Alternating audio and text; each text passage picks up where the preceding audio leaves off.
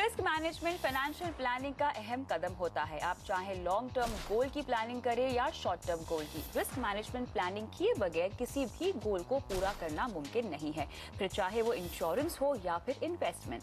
Risk management के हर पहलू से रूबरू कराने के लिए आपका फाइनेंशियल गाइड योर मनी हाजिर है लेकर अपनी खास पेशकश। नमस्कार, मैं हूँ कविता थपलियाल और आज हमारे मेहमान हैं अपनापैसा.com के CEO हर्ष रुंगटा। हर्ष, आपका स्वागत है। तो चलिए बिना समय बिताए हम इस चर्चा की शुरुआत करते हैं। रिस्क मैनेजमेंट प्लानिंग करने के लिए हर्ष बहुत जरूरी होता है कि पहले हम रिस्क को समझें। यहाँ पर रिस्क जो एक टर्म है, लोग अलग अलग मायनों से लेते हैं। कोई अपनी फाइनेंशियल रिस्क उसको समझता है, कोई अपनी हेल्थ रिस्क को समझता है, लेकिन अगर हम इसको ओवरऑल देखें तो ये दोनों है।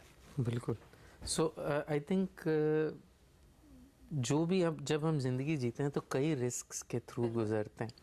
अगर हम कमाते हैं और कोई हमारे पे निर्भर है, अगर मेरी डेथ हो जाती है तो जो हम पे निर्भर है उनका क्या होगा, ये एक रिस्क है, जल्दी मरने की रिस्क। दूसरी रिस्क ये होती है कि अगर कोई भी बीमार पड़ता है जिसका कि खर्चा बीमारी का मुझे उठाना है, चाहे वो मैं खुद हूँ, चाहे मेरे परिवारजन हैं जो मेरे पे निर्भर हैं, तो वो एक रिस्क है कि वो अगर हॉस्पिटल में जाएंगे तो मुझे खर्चा उठाना पड़ेगा। तो ये दो रिस्क तो अब मेरे ख्याल से काफ़ी लोग समझते हैं और इसके लिए अप्रोप्रिएट टर्म इंश्योरेंस है और हॉस्पिटलाइजेशन इंश्योरेंस है, वो लेते हैं। एक रिस्क जो नहीं समझते हैं वो लॉस ऑफ इनकम रिस्क। बिल्कुल। यानी अगर एक्सीडेंट की वजह से मरेंगे तो आपकी लाइफ इंश्योरेंस आपको दे देगी, लेकिन आप डिसेबल हो गए तो आपकी इनकम बंद हो जाएगी। आपकी आंखें चली गई, मेरी चली गई अगर आंखें, तो मेरी इनकम बंद हो जाएगी। और अगर कोई बीमारी की वजह से सेम चीज़ होती है तो अगेन मेरी इनकम चली जाएगी। तो ये जो रिस्क है ये बहुत कम लोग कवर करते हैं। इसे हम लोग लॉस ऑफ इनकम कहते हैं। बीमारी की वजह से जो होता है क्रिटिकल इलनेस, एक्सीडेंट की वजह से जो होता है डिसेबिलिटी, दोनों में लोगों को कंफ्यूजन है। एक्सीडेंटल लोग डेथ कवर करते हैं, डिसेबिलिटी कवर नहीं करते। डेथ एनीवेज अगर आपने प्रॉपरली अपनी लाइफ इंश्योरेंस करी है तो उसमें एक्सीडेंटल डेथ भी इंक्लूडेड है जी। तो डिसेबिलिटी कवर करना ड्यू टू एक्सीडेंट इज जरूरी। सिमिलरली लोग क्रिटिकल इलनेस ऐसे कोई बीमारी के खर्चे के लिए लेते हैं, उसके लिए मेडिक्लेम है। क्रिटिकल इलनेस आपकी लॉस ऑफ इनकम के लिए बड़ी अमाउंट, आपकी जितनी लाइफ इंश्योरेंस है शायद उतनी या उससे भी ज़्यादा। ये दोनों कवर्स बहुत कम लोग लेते हैं या पर्याप्त मात्रा में तो डेफिनेटली नहीं लेते। जबकि शुरुआत आपकी इसी से होनी चाहिए। जो रिस्क मैनेजमेंट प्लानिंग की शुरुआत इन्हीं कवर से होनी चाहिए। इवन यंग लोग जो होते हैं जिन पे कोई निर्भर नहीं, आप यंग प्रोफेशनल्स हैं, खुद कमाने लग गए हैं, माँ बाप पर वो भी निर्भर नहीं और माँ बाप उन पर निर्भर नहीं है, तो शायद उन्हें लाइफ इंश्योरेंस की जरूरत नहीं है क्योंकि कोई उन पर निर्भर नहीं है, लेकिन उन्हें लॉस ऑफ इनकम की जरूरत है। अगर एक्सीडेंट से उन्हें कुछ हो जाता है, बीमारी से कुछ हो जाता है खुद को और जिंदा रहते हैं तो दे रन अ रिस्क, तो वो कवर करना जरूरी है। बहुत कम लोग उसे कवर करते हैं। और कई एक रिस्क है जो हम लोग सोचते भी नहीं, जिसके बारे में हाउस होल्डर्स रिस्क है। आज हमारे घर में इतना सामान रहता है, बड़ी मुश्किलों से बनता है, बर्गलरी हो जाती है। पिछले दिनों बम्बई में समझो 6-7 साल पहले फ्लड्स आए, बहुत नुकसान हुआ। आज किसी से भी पूछ लीजिए उसके पास हाउस होल्डर्स इंश्योरेंस है क्या, और मेरे ख्याल से 100 लोगों में से हार्डली एक आदमी ऐसा मिलेगा के बराबर लोग लेते हैं। बिल्कुल, शायद मेरे पास, आपके पास भी शायद ना हो। ओके, जिसमें तो हम लोग इतने इंश्योरेंस लिटरेट हैं।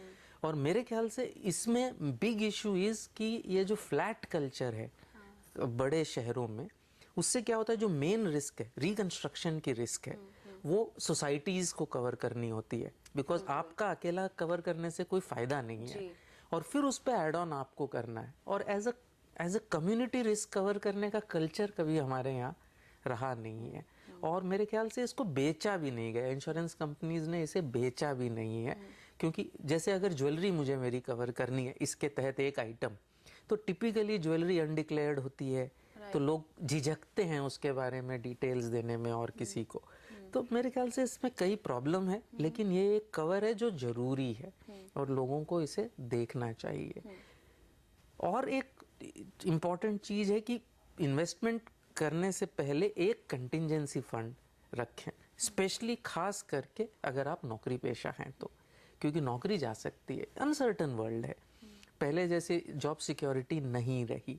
तो एक कंटिंजेंसी फंड रखें ताकि अगर ज़रूरत पड़े, भगवान ना करे ज़रूरत पड़े, बट अगर ज़रूरत पड़े तो इधर उधर से आपको जो पैसे जमा करने की ज़रूरत नहीं है, वो फंड मिल जाएगा। और उसको कम्प्लीटली सेपरेट रखें एंड ईयर मार्क रखें कि ये इमरजेंसी फंड है। बिल्कुल, तो इस पे तो हम विस्तार से आगे चर्चा करेंगे, लेकिन मैं थोड़ा सा इंश्योरेंस पे ही फोकस करना चाहूंगी। और जहाँ पे हम बात करेंगे अब टर्म इंश्योरेंस की, यहाँ पे कई सवाल हमें योर मनी पर आते हैं, जहाँ पे लोग टर्म इंश्योरेंस को समझना चाहते हैं, लेना चाहते हैं। ये एक चीज है जो आपको मेरे ख्याल से सबसे पहले करनी चाहिए, along with the critical illness और एक्सीडेंटल कवर्स के साथ साथ। बिल्कुल, I think first thing is, as I said, अगर आप पर कोई निर्भर नहीं है तो शायद ये जरूरी नहीं है, बट जिस दिन कोई आप पर निर्भर हो गया उस दिन ये कवर आपको सबसे पहले लेना चाहिए। एंड बहुत ही सस्ता कवर है, मतलब अब ये आसानी से मिल भी जाता है। बिल्कुल, ऑनलाइन ऑफलाइन दोनों खरीद सकते हैं, ऑनलाइन खरीद सकते हैं, ऑफलाइन खरीद सकते हैं, काफी सस्ता हो गया है ये कवर। तो ये कवर तो लेना ही क्या चाहिए। क्या बातें ध्यान में रखनी चाहिए आपको टर्म कवर लेने से पहले? एक जो स्टैंडर्ड हमेशा से योर मनी में कहते रहे हैं कि मिक्स नहीं करें प्लीज, जब इंश्योरेंस ले रहे हैं तो सिर्फ इंश्योरेंस लीजिए, उसके साथ कोई रिटर्न की तमन्ना मत रखिए। तो मेन चीज है, अगर आप टर्म पॉलिसी ले रहे हैं तो अवधि आप चुनिए कि ऐसी तरीके से चुनिए कि वो मतलब आप जब तक कमा रहे हैं तब तक वो वैलिड रहनी चाहिए। कितनी लें उसका कोई फिक्स्ड कैलकुलेशन नहीं है, बट एक rough rule of the thumb ये है कि जितना साल रिटायरमेंट को बचे हैं, अगर 25 साल बचे हैं तो 25 का मल्टीपल ले सकने की सोच सकते हैं। नॉर्मली 20 से ज्यादा का मल्टीपल मिलेगा नहीं आपको। तो anywhere between 10 to 20 times. Younger हैं तो हायर रेंज, ओल्डर हैं तो लोअर रेंज, बट 10 से 20 टाइम आपकी सालाना जो आय है उसका एक आपको उतना टर्म इंश्योरेंस आपको ले लेना चाहिए। यहाँ पे अक्सर हम इस तरह का सवाल आता है, जैसे कि टर्म इंश्योरेंस हमारी लाइफ का एक प्रोटेक्शन है जो कि हमें लेना होता है। लोग कहते हैं जैसे कि इसका एक यूज है कि आपके बाद आपके बिलवेड्स के लिए एक सिक्योरिटी हो जाती है। तो कई बार योर मनी पे ऐसे सवाल लोग पूछते हैं कि मेरी जो इन्वेस्टमेंट है मेरे बाद वो मेरे परिजनों के ही तो काम आएगी, तो मुझे टर्म कवर क्यों लेना है? तो उसमें एक, अगर आपके इन्वेस्टमेंट्स इतने हैं कि उससे आपके जो परिवारजन हैं वो अपनी जो नॉर्मल लाइफस्टाइल है वो कर सकते हैं, तो शायद वो जो कहते हैं सही है। बट नॉर्मली एक मिडिल क्लास आदमी के लिए, अगर सपोज वो 10 लाख रुपए सालाना कमाता है और वो समझो 40 साल का है, तो उसे नीड है, अगर उसके परिवार को सेम सिस्टम फॉलो करना है तो रफली 10 गुना 1 करोड़ उसको रिक्वायरमेंट है। अब उसके इन्वेस्टमेंट उस समय तक शायद 25 लाख होंगे, 30 लाख होंगे, तो ऑब्वियसली एक गैप है। और इन्वेस्टमेंट का गैप पूरा करने के लिए पैसे चाहिए। बिल्कुल। और ये रिस्क ऐसी रिस्क है जो भगवान न करे आए, और उसको कवर करना बहुत ही सस्ता है। बिल्कुल। तो उसको तो कवर करना ही चाहिए, इवन आपके पास इन्वेस्टमेंट्स हो तो भी। और इन्वेस्टमेंट्स जो हम करते हैं वो अक्सर काफी लॉक्ड इन होती है और काफी लंबे समय को ध्यान में रखते हुए हम वो पैसे इन्वेस्टमेंट्स में डालते हैं। यहाँ पे अगर हम टर्म कवर की बात करें तो जब जरूरत पड़ती है तब आपको वो क्लेम करने पर मिल भी जाता है यहाँ पर। चलिए, तो यहाँ पर हम कर रहे हैं आपके रिस्क मैनेजमेंट की प्लानिंग, लेकिन फिलहाल वक्त है ब्रेक का। ब्रेक के बाद बताएंगे क्यों जरूरी है बनाना इमरजेंसी फंड। बने रहिए हमारे साथ।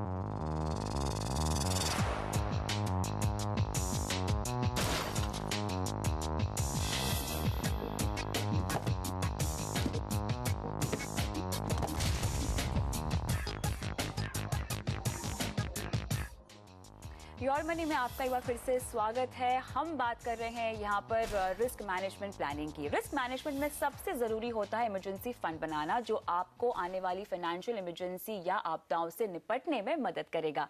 इमरजेंसी फंड को कैसे बनाया जाए और इसे कैसे मेंटेन किया जाए, बता रही है राशि माहेश्वरी। राशि, ओवर टू यू। जी हाँ, बिल्कुल कविता, आपने एकदम सही बोला। किसी भी फाइनेंशियल प्लानिंग के लिए सबसे ज़रूरी होता है एक इमरजेंसी फंड बनाना। फाइनेंशियल डिजास्टर से यहाँ पे बचने के लिए एक प्राइमरी स्टेप होता है कॉन्टिजेंट कॉर्पस खड़ा करना, यानी इमरजेंसी फंड बनाना। कम से कम आपके 4 से 6 महीने के खर्च के बराबर तो यहाँ पर इसमें जो इन्वेस्टमेंट होना चाहिए वो यहाँ पर होना चाहिए। ये एक थंब रूल है। इसमें ना ही हद से ज़्यादा पैसा होना चाहिए, ना ही इतना कम कि आप इमरजेंसी के टाइम जब आपको इसका एक्चुअल यूज़ करना हो तब आप इसका इस्तेमाल ही ना कर सके। अब बात आती है इमरजेंसी कॉर्पस बनाने के लिए आप कहाँ पैसा लगाएं। जाहिर है इसमें इन्वेस्ट की गई रकम का इस्तेमाल आपको इमरजेंसी के समय करना है, तो ऐसी जगह पैसे लगाएं जहां आप जब चाहे कैश निकालना चाहते हैं आप वहां बड़ी आसानी से कैश निकाल सकें, यानी जहां आपको लिक्विडिटी का फायदा सबसे ज्यादा मिले। इसके लिए आप स्वीप इन बैंक अकाउंट या फिर किसी ultra short term debt fund में यहां पर निवेश कर सकते हैं। स्वीप इन अकाउंट की खासियत यहाँ पर यह है कि आप यहाँ पे पैसे इमीडिएटली लगा सकते हैं, निकाल सकते हैं। और इनफैक्ट जो डेट फंड में अगर हम ultra short term debt fund की बात करें तो यहाँ पे जो रिडेम्पशन प्रोसेस होती है वो काफी कम होती है। यहाँ पे सिर्फ 1 दिन लगता है आपको पूरा पैसा निकालने के लिए। वहीं इन ऑप्शन में आपको पैसे लगाने पर तकरीबन 6 से 7% का रिटर्न भी मिलेगा। कॉन्टिजेंट कॉर्पस बनाने के लिए आप ज्यादा जल्दी नहीं करिए, अपने खर्च को देखें, अपने आय को देखिए और उसी के हिसाब से आप इस पे पैसा डालें, जिससे आप आराम से यहाँ पर 1.5 से 2 साल के अंदर आप इमरजेंसी फंड बना पाएं। इसके लिए आपको अपने कैश फ्लो या किसी भी तरीके के लॉन्ग टर्म गोल्स हैं, चाहे आपके बच्चों की पढ़ाई या शादी की प्लानिंग हो, आपकी रिटायरमेंट प्लानिंग हो, आपको इस पर यहाँ पर किसी भी तरह का सैक्रिफाइस करने की कोई जरूरत नहीं है।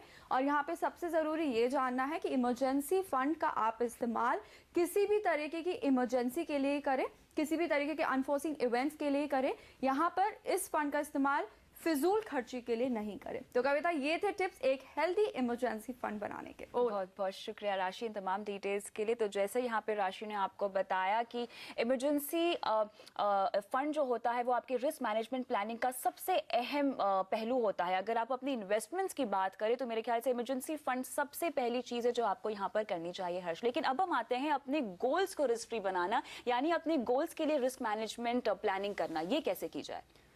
सबसे पहले चीज ये है कि आप गोल्स के मुताबिक पहले गोल्स बनाएं। एग्जैक्टली। ओके, आई थिंक लोग गोल्स ही नहीं बनाते हैं कि गोल्स की वैल्यू क्या होनी चाहिए, कितने दिन बाद मेरा गोल आएगा, उसकी वैल्यू क्या होनी चाहिए। लोग कहते हैं मुझे 10 लाख रुपए मेरे सन के एजुकेशन के लिए चाहिए। भैया आपका लड़का कितना है? 3 साल का है, कब चाहिएगा? 15 साल बाद चाहिए। 10 लाख की वैल्यू आज उसको बड़ी लग रही है, 15 साल के बाद उसकी आज की वैल्यू 3 लाख है या 2.5 लाख है, लिटरली। तो ये चीजें लोग भूल जाते हैं। जो अमाउंट आज बहुत बड़ा लग रहा है, रिटायरमेंट के लिए 1 करोड़ जमा करना है, बट अगर वो 25 साल बाद रिटायर हो रहा है तो उस 1 करोड़ में कुछ भी नहीं हो सकेगा।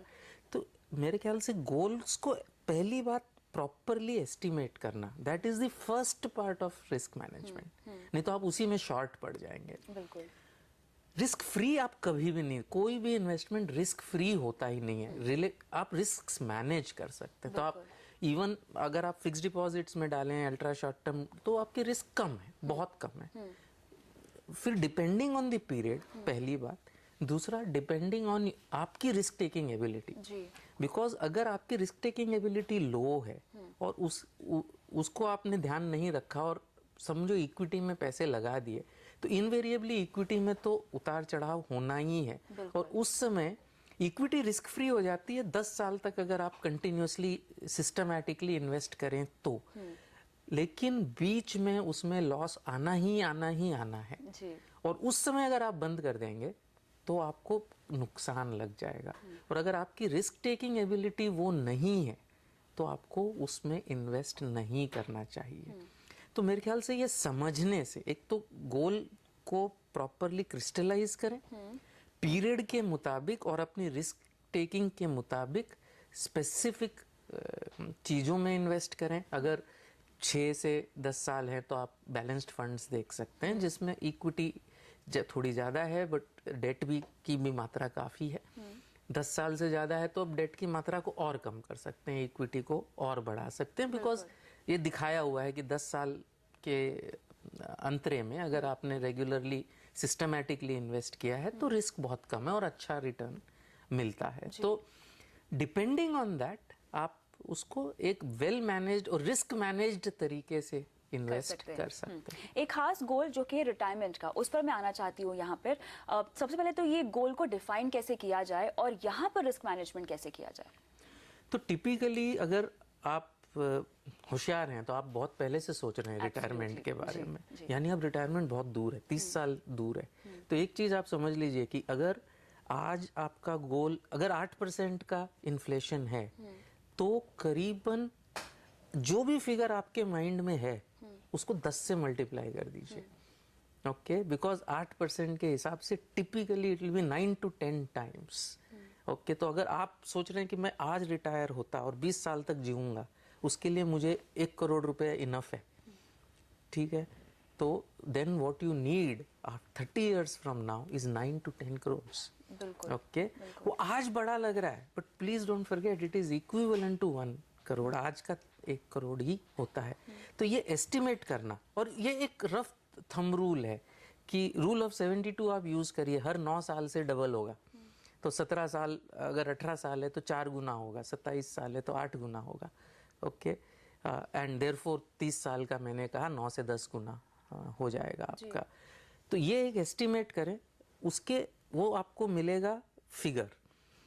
20 साल तक क्या खर्चा होगा, आपको ये भी एस्टिमेट करना होगा कि आप कितने जिएंगे रिटायरमेंट एज के बाद।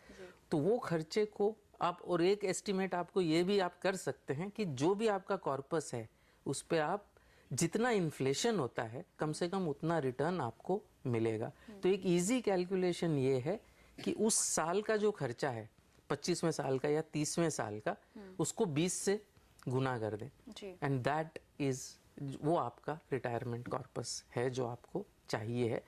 और अब पीरियड इतना लंबा है तो क्लियरली आप इक्विटी में ज़्यादा डालिए, डेट में कम।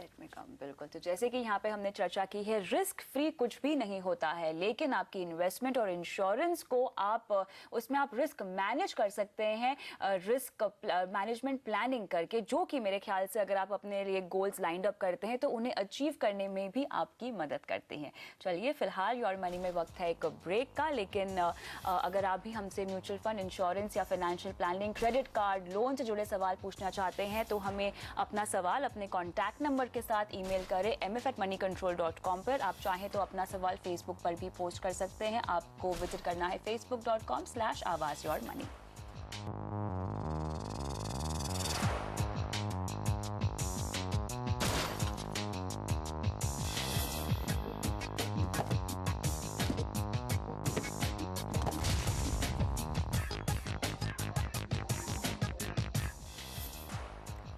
Welcome back. अब शुरू करते हैं सवाल जवाब का सिलसिला। मेरे साथ बने हुए हैं हर्ष रुंगटा। लेते हैं पहले दर्शक का सवाल। करनाल से मंजीत कुमार हमारे साथ फोन लाइन पे हैं। नमस्कार मंजीत, बताएं अपने बारे में कुछ। आप क्या करते हैं, आपकी उम्र क्या है? नमस्कार मैम, मंजीत 32 ईयर्स है मेरी एज। ठीक है, आप कहाँ काम करते हैं? परिवार में कौन कौन है? परिवार में फैमिली है, मम्मी डैडी है, 3 सिस्टर है, एक भाई है, और मैं गुड़गांव में काम करता हूँ रेस्टोरेंट। ठीक है, मुझे बताइए कि आप जानना क्या चाहते हैं हमसे? मैडम, मुझे करनाल में प्लॉट खरीदना है और प्लॉट के अगेंस्ट मुझे लोन लेना है, क्या मिल सकता है? बिल्कुल। उससे पहले मैं आपकी सालाना आय जानना चाहूंगी, और साथ ही आप मुझे ये बताइए कि आपकी सेविंग्स क्या है? सेविंग्स में पीपीएफ में है और ईपीएफ है, 2 है बस। कितना डालते हैं आप पीपीएफ में? पीपीएफ है 2,500 रुपए पर मंथ। ठीक है, उसके अलावा आप हर महीना कितना बचा लेते हैं? आपकी बचत कितनी हो जाती है सेविंग्स में? हर महीने हम 9,000 के करीब हो जाती है।